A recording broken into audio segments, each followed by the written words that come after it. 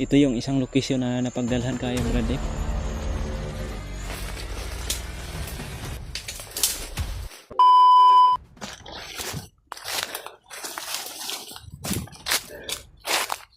Ayun mga tol, patuloy po kami sa paglalakbay mga tol. Papunta dun sa kinalalagyan ni Brad Dib ngayon mga tol. Kasama ko pa rin po yung sugo o gabay ni Lolo Ambo, isang bata na mandirigma dito mga tol. At pasalamat talaga ako at nakabalik siya at nagkita kami muli para mas mapadali na makita namin si Brad Dib mga tol. Dahil sobrang naawa din po ako sa sitwasyon ni Brad Dib ngayon. Mapapahamak po daw yun mga tol kung sakaling hindi namin maabutan agad. Sabi ng abay ni Lolo Ambo mga tol, nagkausap po kami at pinaintindi niya ako kung bakit siya nagpakita o bumalik agad dito. Dahil nung naihatid niya na yung mga bihag doon sa bayan mga tol o doon sa kalsada, pinasakay niya lang daw ng sasakyan mga tol at bumalik na siya rin agad dito sa bundok dahil umuwi daw siya doon sa tahanan nila mga tol. At nakiusap daw si Lolo Ambo sa kanya na pabalikin siya dito sa gubat at hanapin ako muli para ma-rescue namin si Brad Dib sa mas lalong madaling panahon kung kailan man namin yan makita. Dahil delikado ang buhay ni Brad Dib mga tol kung makarating yun sa kamay ni Commander Bagnot, dahil ibabalik yun siya sa pagka-commander o i-hypnotize po mga tol, sabi ng gabay ni Lolo Ambo. At kailangan lang po talaga na magmasid po kami sa paligid, pagmasda namin mabuti na hindi po kami mapasok sa mga patibong ng mga kalaban mga tol, dahil marami daw ngayong mga ginagawang patibong ang mga kalaban para mahuli daw kaming mga hunter. Yun daw yung mga plano ngayon ng mga kalaban mga tol. At nakikita niya rin daw mga tol sa kanyang mga pananaw sa isipan niya na hindi pa daw nakarating si Commander Arnil doon sa kampo ni Commander Bagnot yan mga tol. At patuloy pa rin daw sila sa paglalakbay kay Brad Dib. Hindi pa nakarating kaya sila Brad? Si Brad Dib ba? Hindi pa kaya yun nakapunta doon? Hindi Brad, nilakbay pa nila Brad. Nilakbay pa nila. Kailangan talaga na makakuha natin yun agad, makita no.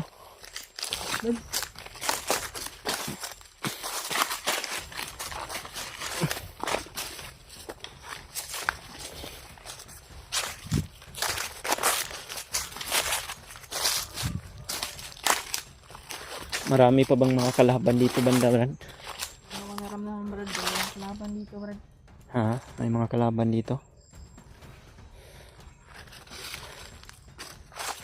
Malaki din kasi itong gubat na to eh. Kanina pa tayo nagkuhan ba no? Pero hindi pa natin nakita si Brad Dib kung saan kaya yun siya. Pero patuloy po kami mga tol sa paglalakbay at sinusundan po namin yung mga informasyon na nakukuha namin sa usapan ng mga kalaban mga tol.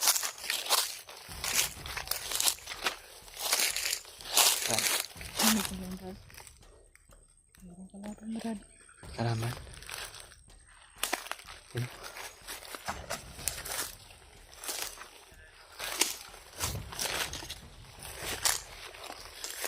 Ito siguro ang daan ganda no?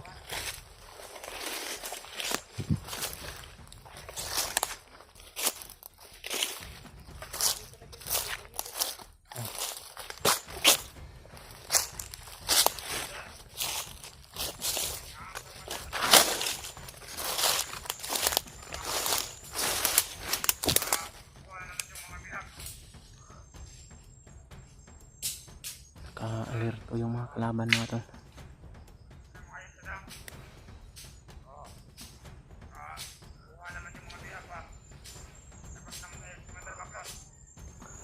Mga tauhan ni Commander Bagnot to mga tol.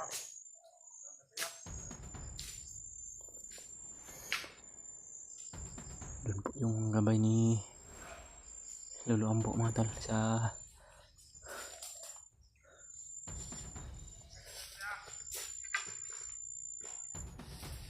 yun. Natapos niya na.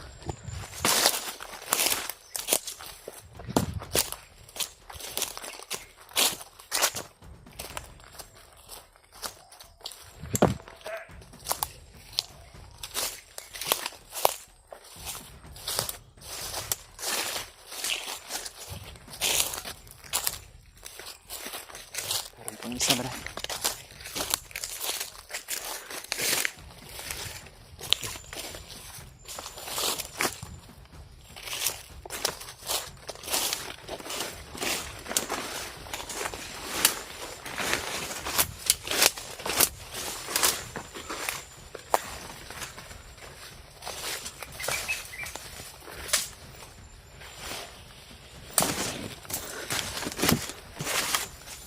Marami talaga sila dito, ba? Ito siguro yung daan nga, no? Oh, parang daan lang ito. Dito sila dumaan.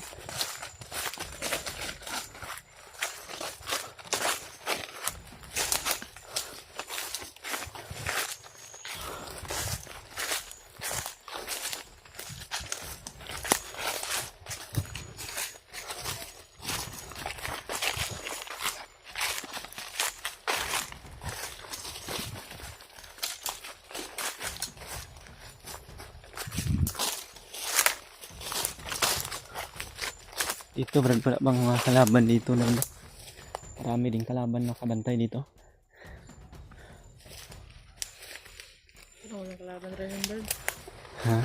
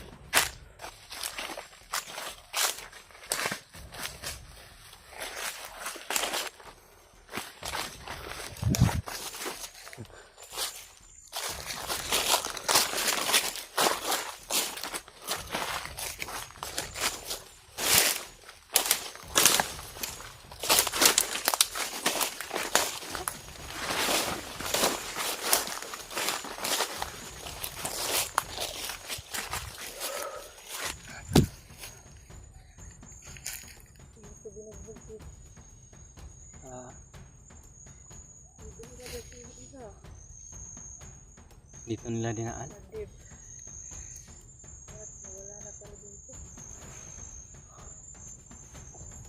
Wala na dito si Bradib. Ito yung isang lokasyon na napagdalhan kay Bradib.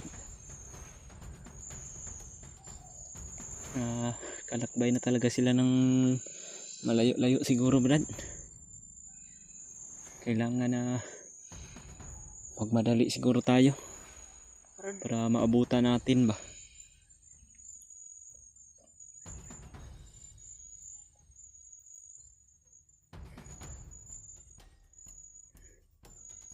Yung mga ibang kasamahan namin, Brad, kumusta kaya yun sila, no?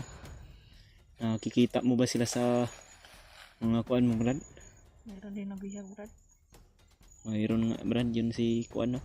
Marvin. At yung isa rin namin kasamahan ba na si G-Ward. Sana po makita na rin po yun ang mga ibang kasamahan namin, mga tulo. lalong lalo na yung si Brad Marvin na hindi pa nga na kuha yung pamilya niya o naligtas. Nahuli na naman siya ulit. Nakita ko rin po yung video niya mga tol, no? Dahil tiningnan ko po yung mga sinend po sa akin ng mga supporter at nakita ko po yung video ni Marvin. Siya po pala yung may hawak ngayon ng CP ni Kwan, ni Brad Remart. Meron naman. Kadami talaga yung mga bandido ni Commander Bagno.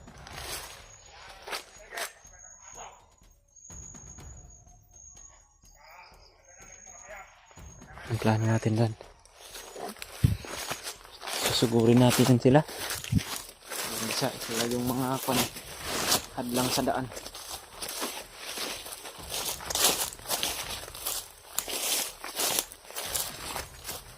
Sabi ng gabay ni Lolo Ambo mga talo, nakadaan daw dito sila Bradley. At isa din to itong location na ito mga tol, na napagdalhan ni Bradley. Ngunit hindi na po namin naabutan sila dito mga tol, no? Baka nakalayo-layo na yun mga tol. Kaya kailangan talaga na makarating kami ni Brad o gabay ni Lolo Ambo sa mas lalong madaling panahon doon sa pinalalagyan ni Brad Dib ngayon mga tol, no? Sa ibang mga kasamahan din namin.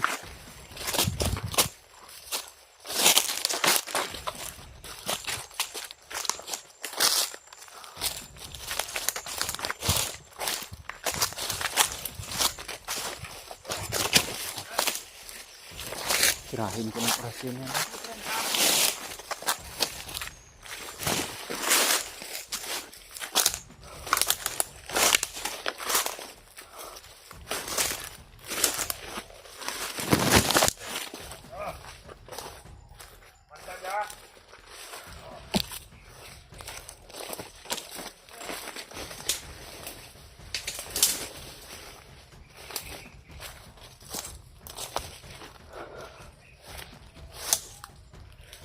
Meron pang isa doon, Brado.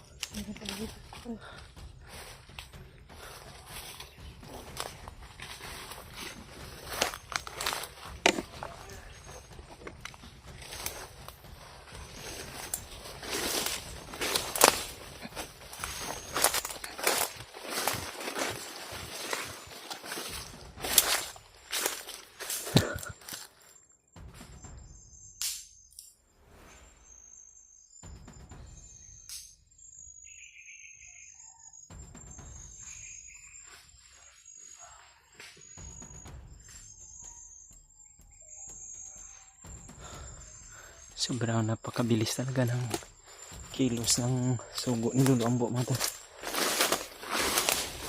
Bigla na lang sa tugod. Hindi siya nararamdaman ng mga kalaban mga tol.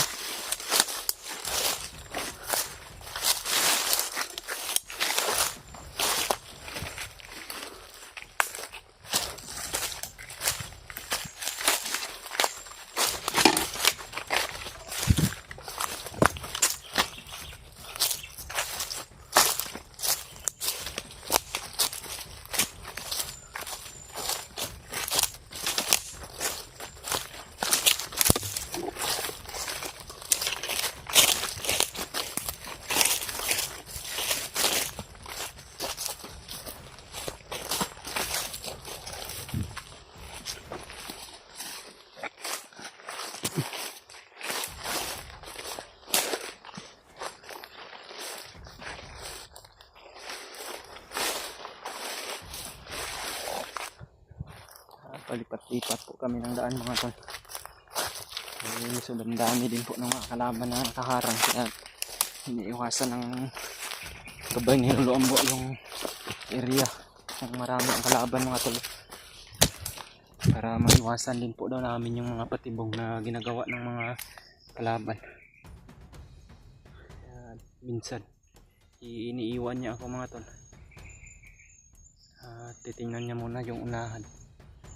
Dahil wala namang pong problema sa kanya mga tol, no? Ang iniisip niya lang po yung kalagayan ko mga tol ba.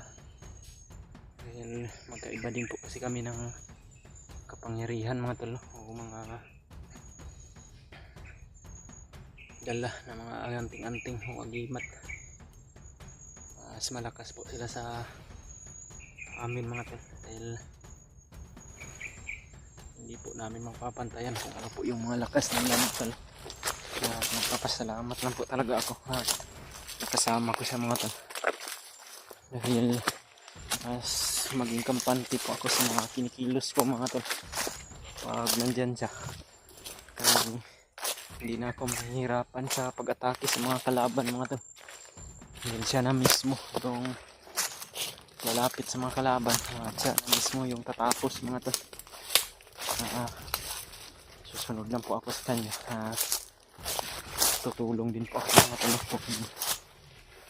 Marami po yung mga kalaban na nakaharap, yung watak-watak po kasi hindi po kasi sila nagsasama lahat ng mga kalaban mga tol.